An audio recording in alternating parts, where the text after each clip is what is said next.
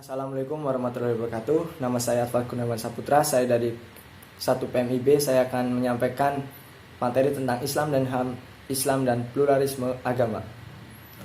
Yang pertama, Islam dan HAM. Islam sebagai ajaran komprehensif telah mengajarkan kepada umatnya akan HAM. Hal ini tercermin dalam tujuan disyariatkan Islam untuk memelihara agama, memelihara jiwa, memelihara akal, memelihara kehormatan atau keturunan, dan memelihara harta.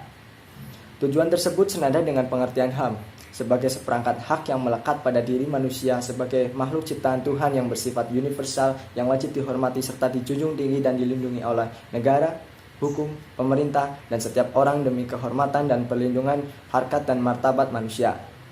Sehingga Islam dan HAM adalah satu kesatuan yang tak terpisahkan dengan bersumber pada Al-Quran dan hadis sebagai sumber ajaran agama Islam.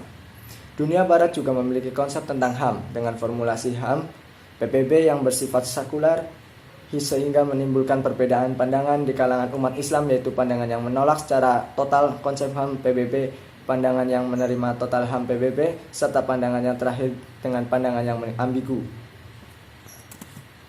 HAM dalam Islam berbeda dengan istilah dan sistem demokrasi yang sampai kini masih diperdebatkan di antara ulama secara intelektual dan aktivis muslim. Hampir semua mereka setuju dengan istilah hak-hak asasi manusia ini. Meskipun konsep yang mereka kemukakan tidak sepenuhnya liberal, penerimaan ini disebabkan karena adanya esensi dari HAM ini sudah diakui oleh Islam sejak masa permulaan sejarahnya. Di dalam Al-Quran dan hadis disebutkan bahwa manusia dijadikan khalifah Allah di atas bumi, yang dikaruniai kemudian dan martabat yang harus dihormati dan dilindungi. Di antara ayat Al-Quran yang menunjukkan hal ini adalah Quran Surat Al-Isra ayat 70, yakni dan sesungguhnya telah kami muliakan anak-anak Adam.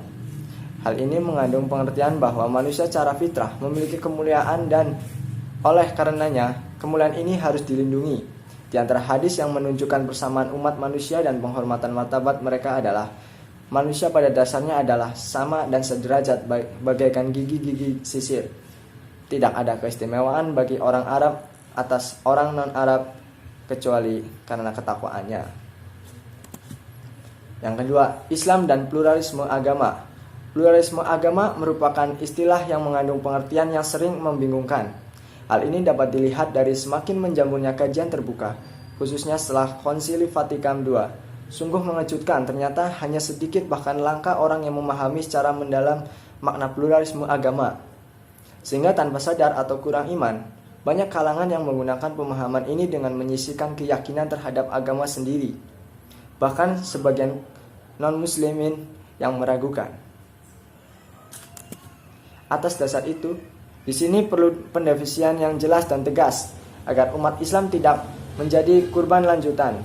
Kata pluralisme berasal dari bahasa Inggris pluralism. Apabila merujuk dari Wikipedia bahasa Inggris, arti dari definisi pluralisme adalah suatu kerangka interaksi tempat setiap kelompok menampilkan rasa hormat dan toleransi satu sama lain, berinteraksi tanpa konflik atau asimilasi. Saat ini pluralisme menjadi polemik di Indonesia karena perbedaan mendasar antara pluralisme dengan pengertian awalnya pluralisme. Perbedaan itu adalah: 1. Pluralisme diliputi semangat religius, bukan hanya sosial-kultural.